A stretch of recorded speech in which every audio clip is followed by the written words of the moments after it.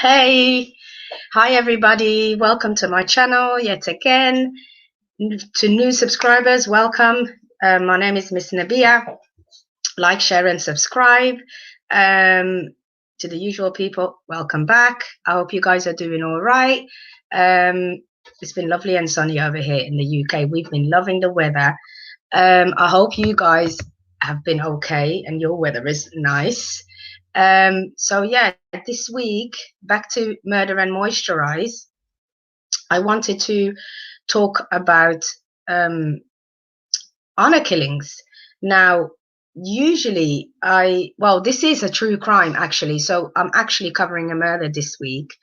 I wanted to talk about honor killings that happen within the UK, they happen within the US. I mean, they happen all over the world.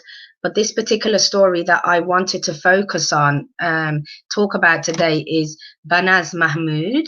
Now, welcome, Crazy Cat. Hi, thanks for joining. What's her name? Banaz Mahmod. And I'll just wait for a few of you guys to come in because some of you guys are not getting the notifications on time. But yeah, so today, like I said, as you can see from the thumbnail, I'll be covering honor killings, should I say. The particular story today is about Banaz Mahmod. This young woman, should I say, this happened back in 2006, but the parents actually had been how should I say, reappeared in court, I think sometime last year. So I thought I'd discuss this young woman's murder. She basically was a young girl living in London with her family. And I mean, strict household. She had siblings. She had a sister who, at the time the crime actually happened, she was 20. But if we go back a little bit about her life and how she was brought up, she's from a Kurdish background, and her family basically is very strict Muslim. And I mean, the way she was brought up, very strict household, like I said, her parents didn't really allow them to do anything. As they were coming into young females, as in like teenage years, obviously they weren't allowed to wear makeup, they weren't allowed to get their eyelashes done, they weren't allowed to get their, not eyelashes, eyebrows done. They weren't allowed to do anything, like nothing whatsoever. And then when they got to a particular age, I would say 16, 17, the family would marry them off. Now, with Banaz's story, this before her story got that extreme, in the background, you had going on her mom and dad, who were basically punishing these girls and treating them very unfairly in their own home. And Banaz, the sister, I mean, was actually had run away from home because she was getting beaten so much and kind of has rebelled against how the parents wanted to treat them. And so the sister left. And when she left, her brother had manipulated her at some point to meet up with her at the park, right? And then as the brother has met up with her, he's basically told her, kind of turn around, manipulated her into turning around and hit her with a dumbbell on her head and nearly killed her basically. And as he's trying to do that, she's then screaming at her brother like, what are you doing? You nearly killed me. And he's like, um I'm the man of the house now. I've got to keep up the honor of the family and end the shame that you've brought to our family. This is the sister, mind you, of this young woman that I'm talking about. Her sister was already being treated, and basically her family wanted to control her, her dad, her mom and dad, and then you had an uncle, the dad's brother. Now, the brother apparently had a lot of control over the whole family, not just how do you call it? Not just his own family. The brother was kind of in charge of him as well, and was running his household and telling him how to keep control of his girls, and etc. And then you had again, the confrontation in the park with the brother and the sister, and she's he's crying at this point, saying, you know, I'm sorry, but dad told me to do this. The sister then finds out that her own father actually paid her brother to attack her, basically, and end this shame that they saw as shame. Now, shame, they see things like you being too westernized and not being modest like a Muslim girl should, right, in their eyes. Then there's you refusing to marry whoever they put on the table, basically. If you say no to an arranged marriage or a marriage proposal, that's seen as shame or breaking the honor of the family.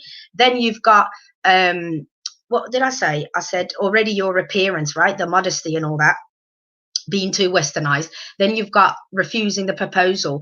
I mean, they do it for you disrespecting your parents and not listening. This is all about control. It's, you know, it's control at the end of the day. This is not your parents loving on you and wanting you to do well. This is you, you know, being told how to live your life step by step, basically not having a life, just existing, you know, within the household. Then these young girls, hey Bobo, thanks for joining. Oh, hey Oblavi, sorry, I had my thing blocking. And so yeah, you then find that these girls were so suppressed within their own home. Now we go then jump to the young sister. Now the young sister, Banaz Mahmod, is the one the story focuses on. There's plenty of documentaries about this story, but I mean, this young girl, at the age of, I think, 17, her dad decided, and the uncle, you know, the men in the family decided that she should be married off. Now, she was pushed into marrying this young man who she didn't want to be with, but they forced her to be with him anyway. So this girl was constantly calling police in the UK, going to the police station and making statements. This girl was making notes of times that this man had abused her within this marriage, this arranged marriage, right? She had like a diary full of things. She took pictures of her injuries when he beat her and stuff like that, because this man would, you know, abuse her physically, mentally, emotionally, sexually. He would abuse her all the time, and if she didn't want to give it up, he would take it anyway. He felt like this was her duty. Hi, Tira. Thanks for joining. I hope I'm not confusing you guys when you come in, but just I'm talking about an honor killing about a young woman who's 20 years old at the time when she was murdered by her own family. But just catch up with the story if I'm not too confusing. All right. So yeah, as I said, the Banaz at this point was in this marriage that she didn't want to be in. She had gone on, you know, up and down the police station complaining and telling them that she feels that, you know, this man is doing her wrong. He's abusing her. He's you know, on top of her every night. When she's telling him no, he's still doing it. But now she sees no way out. She feels like she just has to go with the motions, go with the flow in order to survive this existence, right? And as this girl's life gets worse, now she's risked her own life, not by only running away and not wanting to be with this man that they've, you know, pushed her into marrying. She's now met somebody, you know, this young woman met someone, fell in love. The family didn't know about this. His name was Rahmat. Now she fell in love with Rahmat and Ramad, should I say? I don't know how you pronounce it. She fell in love with this young man who was Kurdish or Turkish, I'm not sure. And I'll have to get that fact out actually. You know, she met this young man who she then fell in love with, and you can, in this documentary, you can see the texts that they send each other. I mean, there's a clip actually where she's in the police station. Let me see if I can share the screen with you guys, where she talks about how should I say it? The fact that, you know, she talks a little bit about what this man does to her and how he abuses her and how he, you know, basically tells her that she's nothing. He tells her she's worthless. He tells her nobody's going to want you. Look how you look. You know, the typical abuser behavior where he just constantly puts this young woman down, makes her feel like nothing, And then on top of that, wants to lay on top of her every night. Like, can you imagine?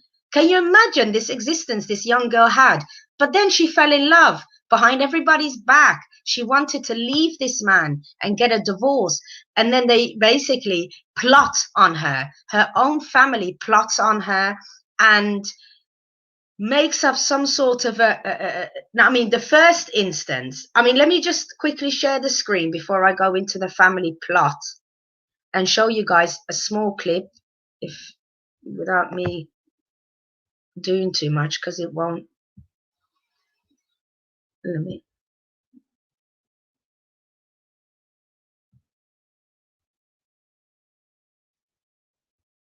Okay.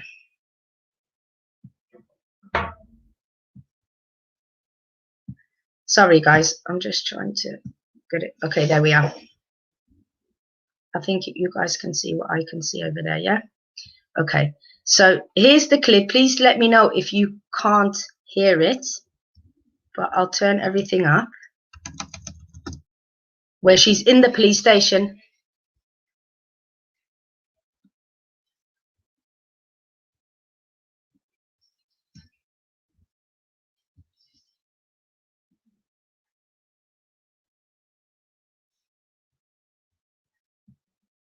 Can you guys hear that? By the way, this is her talking about her husband. Let me know, please, in the comments if you can hear me and can see the clip on YouTube. I mean, this young woman is talking about how basically her husband was so strict, like she was living back in the 1950s. He was not allowing her to do anything, wanted her to cook and clean. Look, she'll carry on and you can't hear anything. Oh, crap. Can you see? Okay, hold on. Let me make the screen bigger. No. Okay.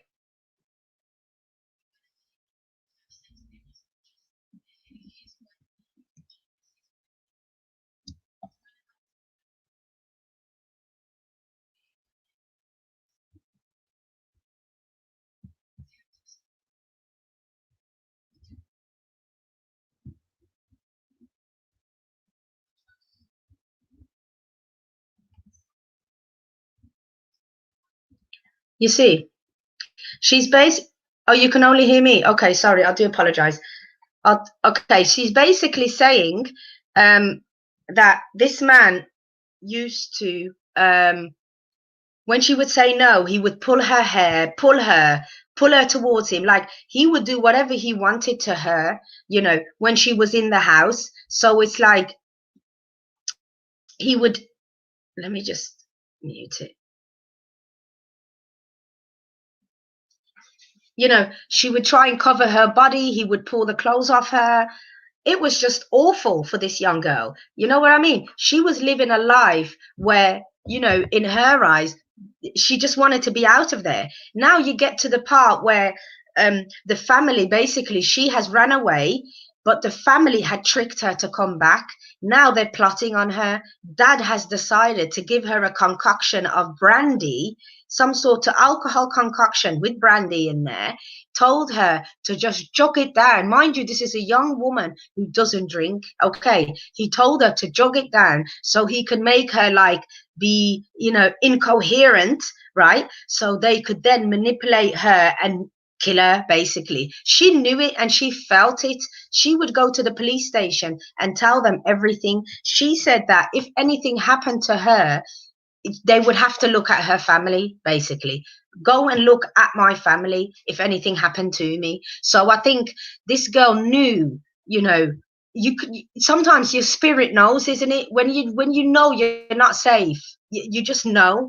And I think she just knew that she wasn't safe at the family home. And she begged the police for help.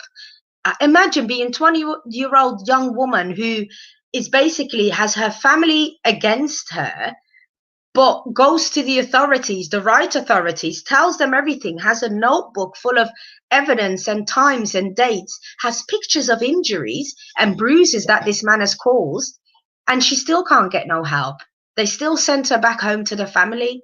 And every time she would run away, the one time she ran away, like I said, after she jugged down the brandy, she ended up jumping over the gate in the garden and ran and got help, ran to a local, I think, petrol station, which is a gas station for you guys, ran to a local petrol station.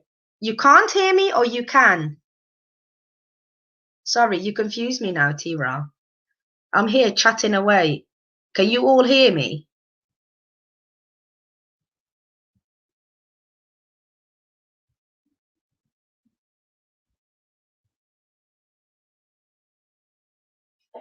Well, I'm not sure if you guys can hear me now. You can hear me. I'm assuming you can hear me because everything should be fine. So yeah, I'll continue on. She ran to. Heard you didn't hear the video. Oh, okay. No, that's fine. Don't worry about it. But that was her. You could see her face though, right? Kind of, you could see who I'm talking about, which kind of helps, right? But yeah. Oh, hi, Josh. Thanks for joining. Hey, Hector. Yeah, so like I said, she ran to a local petrol station, right? But at this point, they called the police. They're thinking this girl is drunk. This is a young girl that's run away from home. You know, the typical thing. They look at a young girl and just assume she's up to no good. They assume that she's just the usual drunk, tipsy, whatever, messing about, high. And they released her back to her family. Can you believe this? But before that happened, there was a video of her actually in the hospital, right? In the hospital bed, telling her boyfriend, basically, this is after they drugged her that time, telling her boyfriend, it's on a, here, hold on, let me share the screen 1 minute so you guys can at least see the state this girl is in.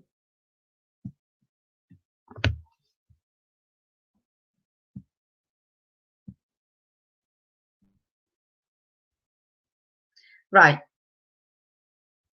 This is her in hospital.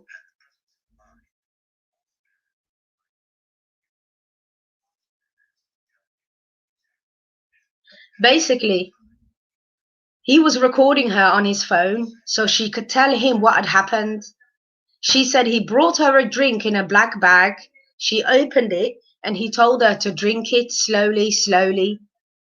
The curtains were dark. It was very dark in the living room, right? He left the room, came back in. This is when she drank. She noticed he had Reebok trainers on now and wearing blue gloves. Mind you, imagine you're sitting like this on the settee and your dad's approaching from the back. And he told her to sit down because she'll feel sleepy. She sat down. He went to another room and then comes back in with his trainers on and gloves. She looked at the back door and she noticed there was a key in it, right? Before he came back into the room the second time, she removed the key and ran into the back door, ran into the back garden. I mean, jumped over the fence, and that's how she kind of got away, right? So this girl basically, and then went to hospital and had her boyfriend film this basically confession, yeah, in the hospital. So she's in the hospital and basically explains to the boyfriend. He gets this video. They go to the police, but she goes back home. Now, when she goes back home, they actually say to her, okay, come and stay at home. We do want you here. You can be with this boyfriend. Manipulation again. They tell her that the family just wants to talk. Can you please come back home? She then ends up going back home, right? This is another time. And then where all her uncle, the one that was in charge of the family, who's on the thumbnail picture, the uncle and the cousins basically came into the living room where she was sleeping. Her sister, I think, was upstairs. Now they came into the living room and she knew it was that was the end. They basically raped her, abused her. This is her family, their family member, by the way. The young girl that they saw grow up, they abused her, right? And then murdered her. They put a rope around her neck. They stuffed her body into a suitcase. a suitcase, right? But apparently, as they're killing her, they, this is all after the fact. They found that the uncle and the cousins that had murdered her had been tracked by the police, so they put listening devices where they were staying. Now this is when they were investigating this young girl's murder after the fact. They then hear these guys, ramping on about how they effed her and they did this and they did that, but this, this bee's, her soul wouldn't leave her body. They had tied it around her neck, and he said he had to stand on her neck. I mean, they were on the phone discussing this in full detail and laughing about it, kikiing like nothing. They said they stood on her neck, her soul wouldn't leave. They had to keep holding her for 5-6 minutes before she actually, gave up and stopped fighting. And, the fact that the parents left the house, trapped her there, because mind you, there was nobody there. It was just the ones that they sent to go and do the job, right? And, they kill her in such a brutal and horrifying manner that it was all over the news. This girl went missing. I mean, her new boyfriend, this is where he plays a very crucial part. If it wasn't for him alerting the police and showing them this video, they wouldn't have looked into her life the way they did. I mean, there was a police lady, DCI, her name is DCI Good. Caroline Good, right? Yeah, is the lady that was detective superintendent that was put in charge of investigating this. She actually tells her story, and when you hear her speak, she felt like the family didn't care about this young girl. The amount of time she had visited the home and asked them questions, in order to investigate what had happened to their daughter, she said they didn't care. They showed no sense of care. They showed no sense of, how should we say, as if this girl was missed, loved in any way. They said, the police officers, she said, there was not one picture of this girl in her house, not one picture in this girl, of this young woman in their family home. It was like as if they've just erased her from the earth. She didn't exist, and they didn't care about her. And it's her, Banaz's dad, her uncle, and her 3 cousins are the ones that decided to plot behind her back. When in the end, when the police investigated everything, and it was found that her dad, her uncle, and her cousins were all involved in plotting to actually murder this girl because they felt like she'd ruined the honor of the family by falling in love and choosing who she wants to be with instead of being forced to being with this man in this arranged marriage, right? A situation, I wouldn't even call it a marriage, in this, kidnap type situation where you're just tortured and abused and degraded on a daily basis. I mean, this young girl wasn't even given a fair start. Her sister is on this documentary but has to wear a full-on veil and niqab. Only her eyes are visible. Why? Because she's still under threat by this family. She's still under threat. She's in like witness protection or something. She's left the family home way before this happened to her younger sister. So she knew this family was in such control, but she wished she did, she's like, she wishes she could have done more for her younger sister, but she feels the system failed her sister. As per usual, it's always the system failing people. You try and do the right thing. You try and, how do you say it? You try and, oh God, I forgot my bloody moisturizer upstairs, didn't I? I'm going to have to go and grab that in a sec. You try your best to, how should I say it? Sorry, I lost my train of thought there. I mean, these people were awful. This young woman, for ages, they couldn't find her, right? So they had to investigate until they could actually find her body. Her body was found at some old derelict property where I think they traced one of the uncle or cousin's phones. And it's somewhere where they'd already had been, by the way. But for some reason, they had witnesses that said they saw some people standing around this one particular place. And when they went over the area with a helicopter, and kind of zoomed in on particular gardens, they realized that, hold on, something's disturbed there. You know, look for I think they told, somebody said to them, look for a fridge. They heard something about a fridge. And then they remembered within their investigation, looking over garden fences and, you know, looking into properties and back gardens, that they saw a fridge. So they went back over the footage of the helicopter that filmed all the gardens, and they found this particular garden. And then when they looked and had moved the fridge, they saw that they dug all the way down into where there were burst water pipes, and, you know, stuffed this girl's body in a suitcase and put her down there, like a lot of meters underground, put her down there for no one to find, basically, and just left her there to rot away. It was awful. The policewoman who was investigating this was so emotionally invested because she felt like her own family is not fighting for her. They have to find justice for this young woman, because her own mum and dad showed no care for this young girl, no care whatsoever. While they were, the liaison officer would go and visit this family and speak to them and try and get some sort of, you know, background and advice. They would pretend everything was fine. They wouldn't speak about her the way that she, you know, deserved to be spoken about and remembered. The family just didn't care. It was absolutely awful. And when it was all over the news, I mean, I was shocked. They eventually arrested the dad, the uncle, and the cousins, right? They said one of the men who killed Banaz, after subjecting her to hours, you know, of torture and abuse, was found guilty of her murder, and he was ordered to serve 17 years in prison. But her dad, he was found guilty of her murder, and he was jailed for 20 years with her uncle. But they were also convicted.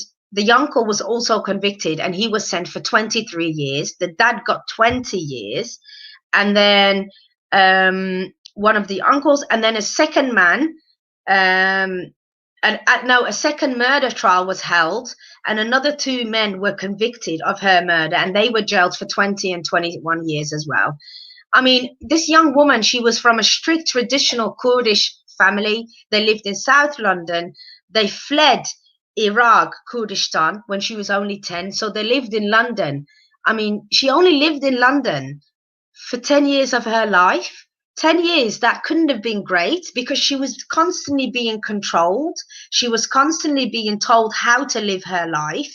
You know, she was murdered in 2006, but her older sister, Bekal, left the family home in 2002. So while the sister was already gone, the focus was now on Banaz and making sure getting her married, getting her, you know what I mean? Because in their eyes, the honor has to be upheld. If the older sister left already, here they are left with a son and a daughter.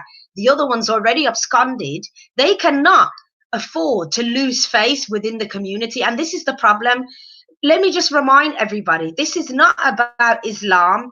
This is not about the religion. This is cultural ways of trying to control your family. These people believe that how their daughter moves around the neighborhood is what is basically their passport to have, you know, a good view within the community. You know, a lot of the time when people live, especially when people live in neighborhoods where it's predominantly particular certain cultures all together, you then, if your family is, let's say, a little bit more modern than that family over there, right, for example, you're then looked at like, hold on. So when you're living in like a should I say, a boiling pot of people, and you know, you feel the pressure to conform and to then be like everybody else, and to make sure your daughters are moving like their daughters because they're a respected family over there. So you want that respect and you want to uphold this. So it's like, it's all of this. It's just, this is all within people's heads, because at the end of the day, if your daughter chooses a man that she loves, or if you force her to be in an arranged marriage, who cares what that family over there thinks about you? Isn't it really your child's happiness should be the priority? And where do you think you're going, by the way? Allah never said go and murder. You go and murder anybody, let alone your own children. No, God said go and do that, and that's okay, or that's, how should I say, encouraged. There's no way. You're not allowed to hurt an innocent person. You're not allowed to hurt another human being for no reason, unless it's self-defense. Now, self-defense, that's a whole different subject. But you know what I'm saying? Like, unless your life is under threat, why are you out here plotting on your own daughter, your own child? If you've now got rid of your one child, then the other one's run away. You're there in your family home. All you've got left is your one son. How are you as parents going around in the community when people know what you've done? Are you supposed to be proud? The fact that you've buried your daughter, stuffed her body in a suitcase like nothing. And then the next day you're waking up and still going to the mosque and still hanging around with your Muslim. Listen, you're not Muslim. The second you commit murder, right? Yeah, let me tell you something. That's a crime you can't how should I say, repent from. As soon as you take somebody's life for no reason, that already crosses the red line. That's the problem with people. I think these people, it's a cultural thing. Let's just understand that. It's not a religious movement. This is not, no, they're doing this for religious reasons. They may believe they're doing it, but it's cultural reasons, and it's the pressure. Again, with this story, it was the uncle that was the main perpetrator, because he controlled everybody. He made his own brother kill his own daughter with no remorse. I mean, if you see the video of the dad and that being hauled away, they don't care. They're there blocking their face from the camera, right, when they're being hauled away, but they don't care. They deny ever having murdered her or anything like that. So it's, it's a little bit, it's just mad. I mean, when the sister left, a little bit about the sister, she ended up living in foster care. And, she told her the authorities that her family had been bad to her, and they subjected her to a lot of abuse. And she styled her hair, wore jeans and stuff like that. They didn't like the fact that she was westernized. They didn't like the fact that, that she wore jeans and just dressed. You know how we are. If you're brought up in Europe, America, wherever, you want to just dress like you don't necessarily want to dress the whole, Muslim, jilbab and all of that. You don't want to wear that sometimes. You just want to be yourself. You can still dress modest and wear jeans. Like, there's nothing wrong with that. But a lot of people that are, very much religious and stuff like that, they do prefer you wearing skirts if you're really, really religious. But me personally, I don't see anything wrong with that. I think modesty here is the word. Having everything out on road is not, the way. But being modest and still look classy, and attractive is very doable. So I don't know why people try to always suppress their own children, because when you suppress, it just completely goes the wrong way. We've all been there, And, I suppose, and this man, mind you, that she was forced into an arranged marriage with, was 10 years older than her. And she was like 18 at the point, 17, 18. And he was 10 years older than her, And it's just awful. Her dad, her uncle, she couldn't cope. She just couldn't cope. In 2005 is when she met the guy. So she only had like 10 to 12 months with this young man, getting to know him and wanting to marry him, and then being murdered by her own family.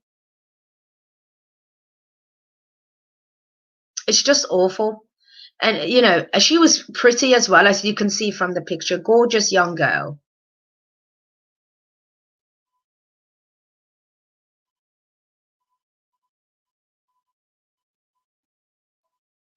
Yeah, and the abuse, it was everywhere. They took her from the back, the front, everything. The details, I do apologize, about the details, but the details are horrific. The way that, they asked, apparently the one who gave them the, when they listened, that's how they found the fridge. Sorry, they listened to phone conversations of the family members, because they put some trackers on there, didn't they, and listened in. So,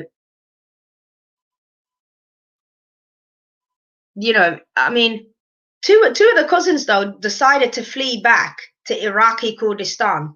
But, you know, the UK authorities decided to get them out. And in 2009, they were jailed. They were extradited back into the UK and they were jailed.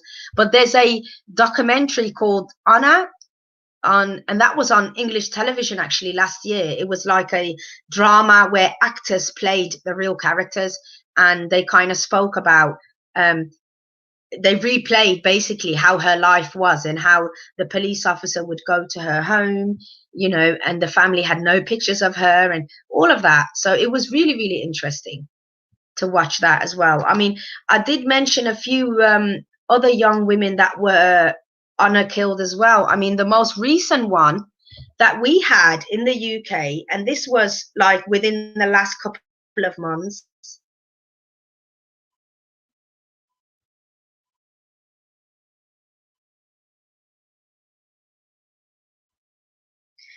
This was a couple of months. I've dropped the link, by the way.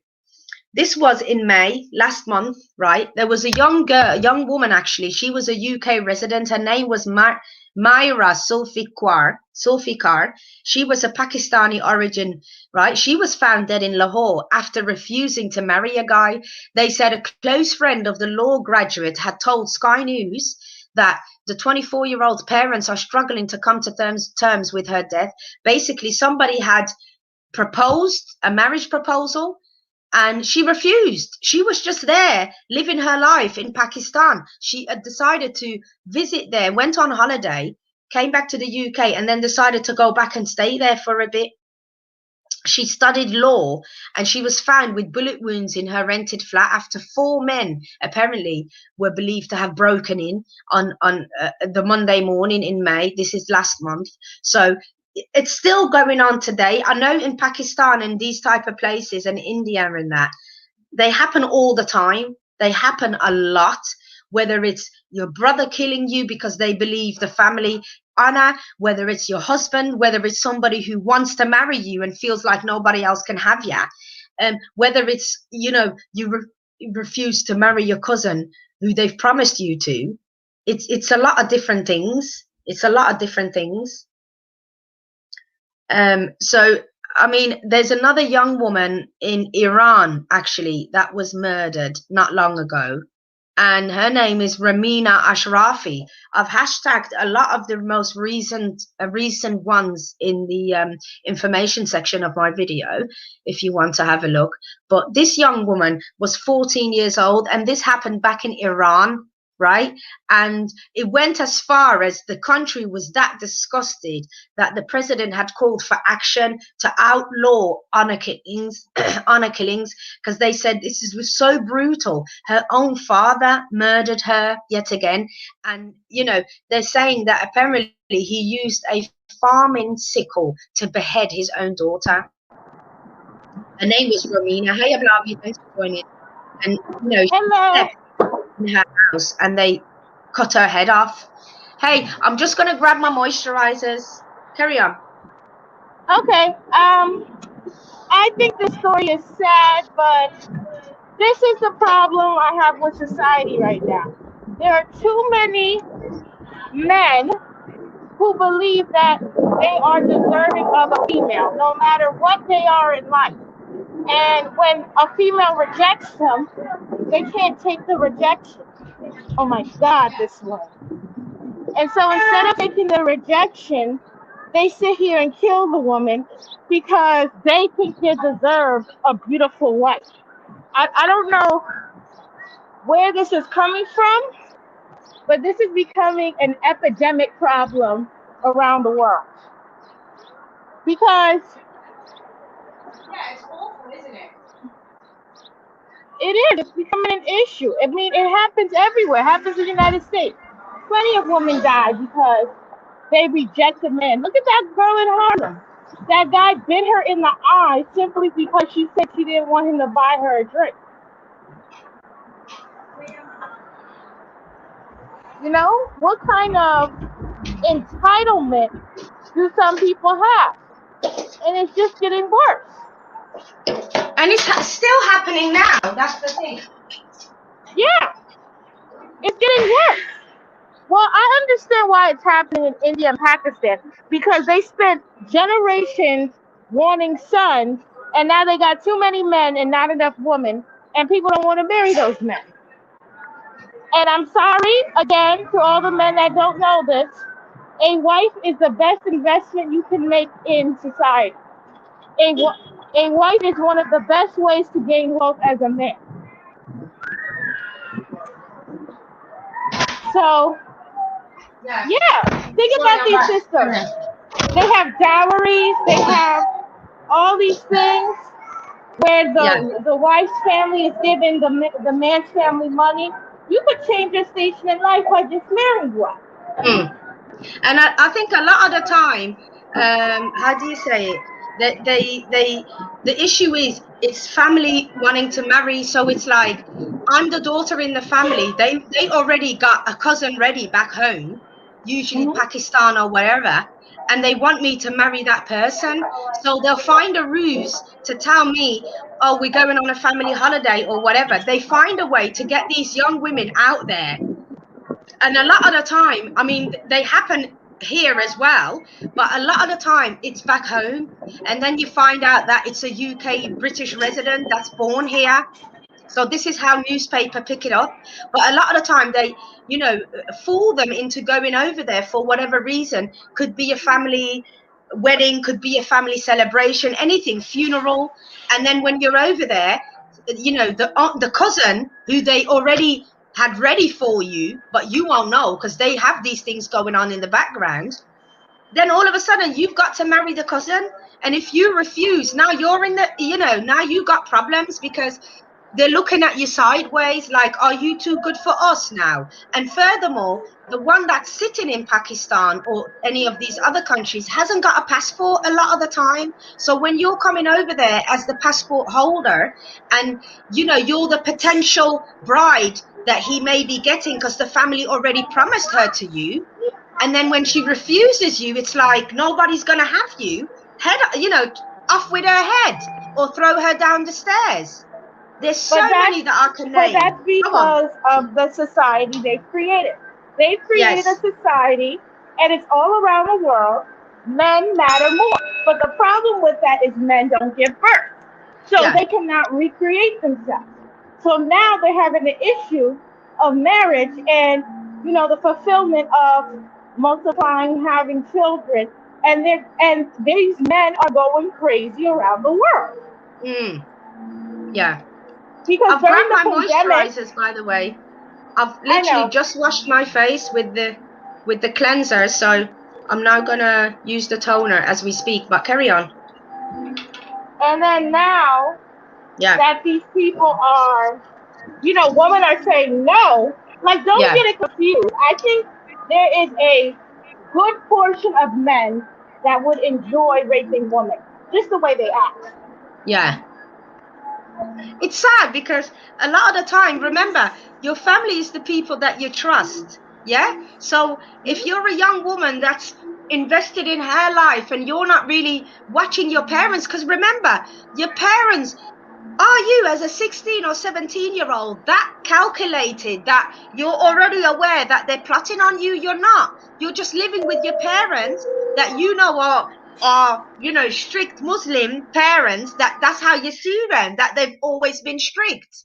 But when they say, oh, there's a family funeral or there's a family wedding and we need to go, your cousin or whatever, and they find a way for you to go to Pakistan or Somalia or anywhere, and then they force you into it. I mean, when I look into honor killings, a lot of the time it's Iraqi background, Arabi background, Arab, Turk, Kurdistan is Iraqi, yeah. I said that one already. Pakistan, Bangladesh, India. A lot of those countries, it happens rapidly. I don't It know happens in personally. America too. Those Yeah, no, mormons, that's why they. yeah, in America as well. I read about the one where the dad shot his own daughters in the back of the taxi because the 17, I think she was 17 and 18, the Arab young sisters, and he didn't want them being too modernized and hanging around with boys because he found out that they hang around with boys. The brother found out that they hang around with boys. I mean, It's a lot. It's a lot. And the fact that what I don't understand is, imagine you're the sibling in that family and you know they're plotting on your brother. No, they usually don't plot on the men because the men can do what they like, right? It's usually the girls. But imagine you're the young 9, 10-year-old sister and you're seeing your parents plot on you and your sister is 17 and you're hearing conversations where they're plotting on your sister and, planning to. Can you imagine? There were siblings in the house. The brother was in the house when they were murdering her. So can you imagine the trauma alone that somebody would have picked up from that? I mean, it is what it is. I just wanted to I'm now call in. using the moisturizer. Carry on. I just wanted to call because did you hear about that killing? Okay, it was this prominent family in South Carolina. The Yeah. boy was on trial. They tried him 8 times for killing this girl in a DUI accident on the boat. So he was driving drunk on a boat, and the girl died. That was in the Anyway, UK. no, it was in the United States. It was in South Carolina. Oh, really? There was one here as well, but carry on. And so, okay, so so he was about to be on trial for her murder. They had gotten him mistrial all these times. He comes from a prominent fourth generation lawyers in South Carolina. Well, Was he over the white? weekend, yeah, And she was she's white white? too. Yeah. Okay. Over the weekend, the guy that killed her and his mother were murdered at their house. Hold on. So somebody basically took revenge. Yes. Really? Yes. Killed That's them both. crazy. And the grandfather died over complications like a week or so later. So I tell Right. people, stop playing with people's children because you never know who will kill you for it. Yeah, but if it's your own family doing it, who's coming for you? Nobody, Listen, you that know? guy is like very prominent. He's like one of those founding families in South Carolina, and the person didn't give a damn and killed him anyway, and his mother. Yeah, no, So, I agree. it goes to show when people have had enough, they've had enough. And I think that with all these killings of, X, Y, and Z, it just takes a few people to catch on, and, you know, it could be a real problem for people. Hmm.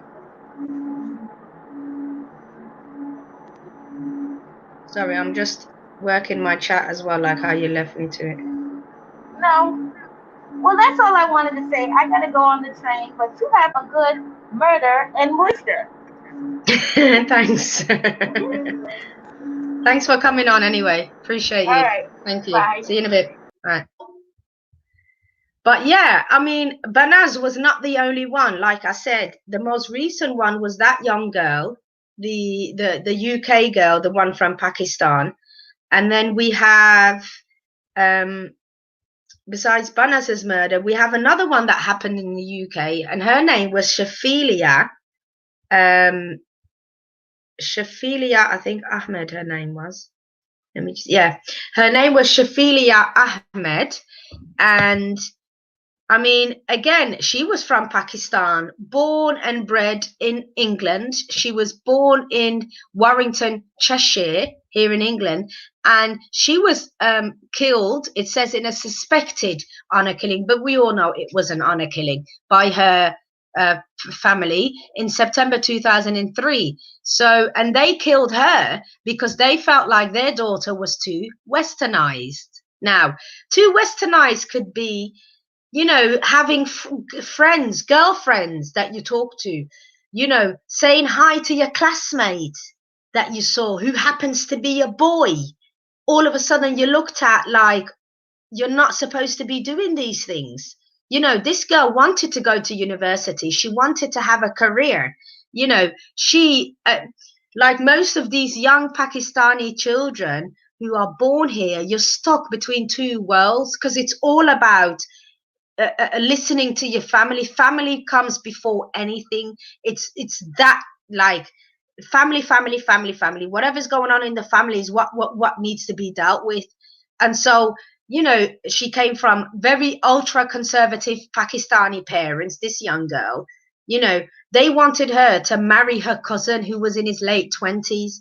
And he was a decade older. Again, a decade older. Here we go. Older men with younger girls, but these men are their blood cousins, people. They are related. They are, you know, a lot of the time it's this man, his brother, our kids are getting married. Me and you are brother and sister. No, we're two siblings. Our two kids are getting married. And then the worst thing is, a lot of the time it's, I'm marrying my cousin's brother marries my sister, and it's just it just goes like that, puzzle after. And all of this, a lot of the time they said the reason is to keep, i.e., either it's land within the family, so the inheritance of the family stays, you know, the money part stays big, basically. That's what they say. They say they only do this in order to keep money within the family and land and whatever else. So, you know, she had this young girl, Shafilia, she wanted to wear, like I said, westernized clothes. You know, she wanted to have a boyfriend. She wanted to be free to hang around with her friends. But for her, the two cultures were on a collision course. It says here, in the lead up to her killing at the age of 17, she was the victim of extreme violence at her parents' hands because she resisted their attempts to control her. You know, they all have these similarities, don't they? It's just ridiculous. This girl repeatedly refused their calls for a marriage. In the eyes of her parents, they thought, you know, it brought shame on the family because she refused. Her friendship with other boys meant she was effectively damaged goods. Look at this. So just because you speak to boys that you know, you're now damaged goods because nobody should be able to talk to you or know you or anything like that. You know, it says here, this girl was so desperate to get away from the family that she drank bleach in Pakistan. She drank bleach, you know. 6 months before her death, she drank bleach in 2003 just so she can get away from this family. And how should I say it? She took bleach while she was in Pakistan because they were trying to force her to marry then. But to get out of it, she basically drank the bleach, and the parents were using the excuse of she thought it was mouthwash. Oh, please, we all know what bleach smells like. Your nose picks it off straight away. Come on. And you know, they said apparently that that's also prevalent in the Western society. It is very prevalent. It's damaged goods. Yeah, it's very prevalent. Damaged goods, not damaged hood, but yeah, typo. Yeah, yeah. No worries, I got that. Um, but yeah, so apparently they said the violence escalated for months and months before she died, and that her parents were beating her and holding her down. They said that apparently she was always subjected to doing chores around the house, even late at night. Before she was allowed to begin her schoolwork, she had to do things around the house. I mean, again, this is just an existence, isn't it? I could not imagine doing that to my daughter. Never in a million years. You know, I always say to my mum, and I come from a Muslim family, you know, I always say to my mum, Mom, I'm not raising my daughter to be somebody's wife one day. It seems like in a lot of Muslim households, they're raising their daughters, teaching them certain things like cooking and doing the stuff around the house in order for them to be that, how should I say, that ready-made product for when they're 18, 19, not allowed to date, but, you know, encouraging you. They encourage us as well. Like, don't get it twisted. In the Somalian culture, they encourage you, you know, when you're 18, 19, 20, to, you know, start thinking about getting married because they don't want you to have a boyfriend. They don't, you know, having sex before marriage is a sin, isn't it? You know, even in Christianity. So they don't want you out here fondling and being around boys and whatever else. But it's not always about boys though, is it? You know, you could be out here trying to find a career, living your life, traveling the world, working, You know, it doesn't necessarily mean just because you don't wear a hijab that you're out here loose. But for some reason, a lot of the time in these cultures, that's what they think. They assume you're out here not respecting yourself and up to no good, and like the Western, you know, world and how they expect you to be, or how they think that the Western world wants us to be. Or it's just too much mix up going on. I just, you know, I mean, this young girl I mean, let me just get to the point. She, 20 years old, again, born in 1986, and you know, she ran away from home when she was 11. So again, a pattern. She repeated that as she grew older because she wanted an independent life. So this girl would run away from home constantly, you know.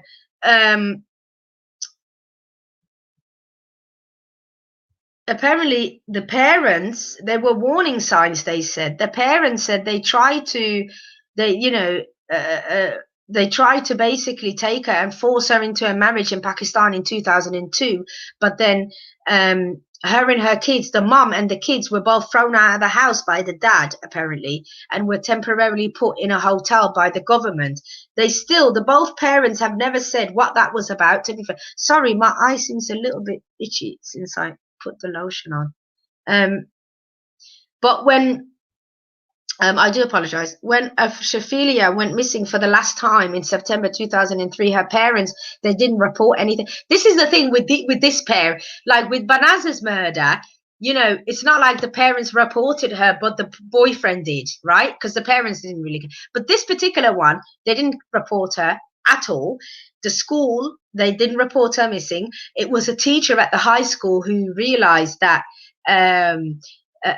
that, you know, those kids over there, the younger siblings of Shafilia and some other kids at the school, were having a little conversation, and the teacher picked up that they were talking about Shafilia not being at home. So the police were then called by that teacher to go and do a welfare check. Anyway, on the 18th of September in that year, 2003, they then had, you know, the parents made no effort to contact them by the phone. So they contacted them repeatedly, and the police asked the father why they never reported her missing. He then explained that previously she went missing and the police didn't do anything, so he didn't bother this time. Basically, that's the excuse he used. She ran away before, and so, you know, I didn't report it last time. Why should I report it now? And, you know, the officers were called to the house, and they said that he told them that she'd only taken Western clothes, and that he was disgusted by this. And he described the father, the officers said they described them as obstructive, and appeared angry by the disappearance of his daughter. Not necessarily concerned, but angry. You know, the fact that he couldn't control her is what he was, you know, angry about. But apparently, you know, the dad, Iftikhar, had told fellow taxi drivers that he knows this Lake District really well, and if you want to kill somebody, you know, nobody would ever find a body in that particular Lake District.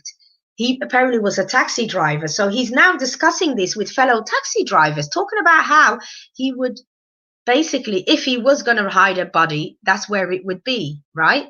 And so there was also other evidence. The police found a lot of evidence actually against the dad. They said that he broke a colleague's window and punched him, and was later accused of criminal damage. On another occasion, he grabbed a customer by the neck and who didn't pay for his fare. So they knew this dad has some sort of aggressive behavior.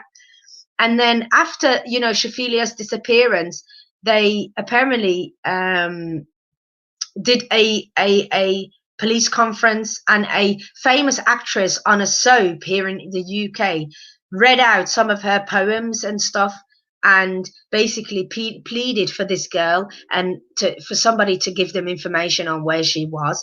But, you know, after they appealed, a pharmacy in Glasgow, Scotland, they obtained CCTV footage which they thought was of Shafilia. So after watching the tape, her parents said they were certain it was her. When the teacher looked at it, he said it was definitely wasn't.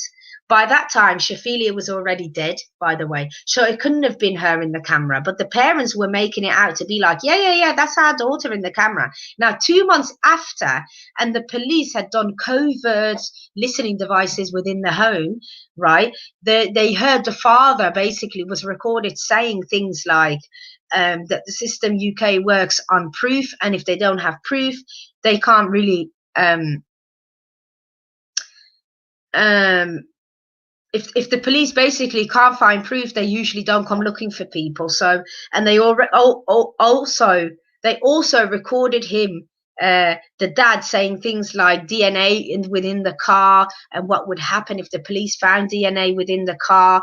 I mean, her body was discovered in February 2004. So you could imagine she went missing in September 2003 and wasn't found till February. And they said a workman who had found her skeletal and decomposed remains by the River Kent in Cumbria following a flood. So dog walkers in the area recalled seeing scruffy white van shortly after the time of her death. So they said that there was a horrible smell in the area. Obviously, her body had decomposed, but they didn't realize. They thought it was a dead animal at first. But when they looked at her, it says her death had occurred elsewhere, so not in the lake. Most likely her death would have been smothering or strangulation. So again, this is the type of things that they do. Part of her skull was missing, unfortunately. There was no signs of blood on her clothes. And they identified her by her teeth and stuff. I mean, this was a vile, vile murder, again, by her own family. They plotted on this young woman, and it was awful the way they had to... The police said it was a long road for justice for this young girl. They had, they spent upward of £2 million on this investigation. They said that, this girl, she was denied her basic human rights, and that her parents, who were a few feet away, were impassive. It's just ridiculous the way that, the parents just murdered this girl yet again and hid her body in the river, threw her body in the river. They were all finally charged with her murder in 2011. This is 10 years ago. They were charged with their murder, and they said that, they are wanting to tackle honor killings within the Asian community, and that these type of murders, it will not be the last, basically, and more will happen. And they haven't they? Because she was murdered in 2003, and then you had Banaz in 2006, and then you've got the Pakistani girl only murdered last month in Pakistan because she refused a proposal from a man. So it's just, it's just awful. They weren't allowed to dye their hair, they can't do their nails, they can't have nail polish, they can't do anything. It's just awful. Shaphilia, apparently she had, before she died, she told the family, her friend, that she had saved up money. They would force the money in her bank account from her little job. They would take her money off her. They'd say she saved about £2,000. They took that off her. And her fear was that they were taking her to Pakistan, marry her off to somebody and leave her there. She was a shy and quiet girl, but apparently she was scared of being taken to Pakistan and being left there just in the middle of nowhere, being married to somebody. So, people did try and help her, but again, she slipped through the cracks of the system. It's just awful.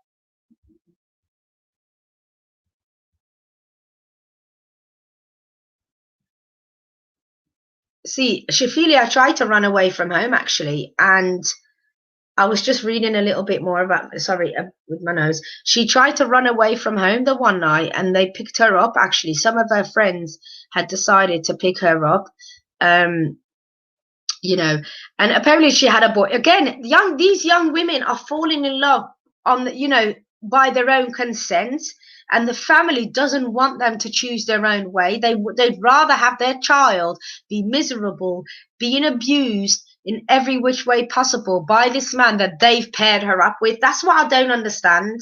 That's really what's annoying. The fact that they pair them up with these type of people and then expect their daughter to have children, you know, be some breeding machine and not have a life. It's just absolutely awful. Absolutely awful. But, you know, thanks everybody for joining me. If any, should I drop the link again? I don't think anybody wants to join me. You guys are all so shy. Thank you for the input though within the chat. I do appreciate it. Thanks everybody for coming on today. Yeah, like I said, thanks everyone for coming on. I hope you guys enjoyed this live. I'm going to try and, like I said, on Wednesdays, it is murder. This one was a murder, true crime. But I'm going to try and do different topics and different things because this type of stuff is the stuff that really does interest me. And I think they're important to talk about and to highlight. So I prefer to talk about things that actually matter type thing rather than the odd murder case that really doesn't have, you know, in the bigger picture, in hindsight, you never know. Somebody could be watching this right now, you know. What I'll do though is I'll update my notes within the information, and I'll put on some details. I should have done that, to be fair. I apologize. I'll put on some UK details actually and US details for women, or even men, you know, who are in a situation where you can go and get help, i.e. women's aid, or you can go find yourself a shelter or stuff like that. But yeah, I mean, thank you so much for joining me. Thank you. I appreciate it. I will end this live. I'll be back on again. Like, share, and subscribe, by the way, and hit that thumbs up for me, guys. Thank you. And turn on your notifications so you don't miss another live. And yeah, I mean, stay moisturized. My skin, I love putting this on because really it does make me feel like my skin is nice and not wet, but you know, is being fed moisture. So yeah. And what was I going to say? I'll be back on again probably on Monday with 90 days, but I'll try and do, maybe switch it up a bit and do something on oh, actually I shouldn't say Saturday just yet, because Love After Lockup is dying and my girl Ablavi is doing that. So make sure you like, share and subscribe on Ablavi's as well, and catch us on Saturday because we'll be doing the Love After Lockup. Yeah. So yeah, thanks everybody again. I appreciate you guys. Wait, did you go to the sauna? Oh, hi Doreen. I hope you enjoyed it. I bet you're feeling relaxed though. You can always catch the replay. Don't worry about it. But thanks again, guys. Appreciate you guys. Stay healthy, look after ourselves, and you know, like I said, if anybody you may know, or you know, I don't know, if neighbors, anything, just keep your eye out, you know, take care of one another, and I'll catch you guys on my next live. On 3, I shall say bye. 1, 2, 3.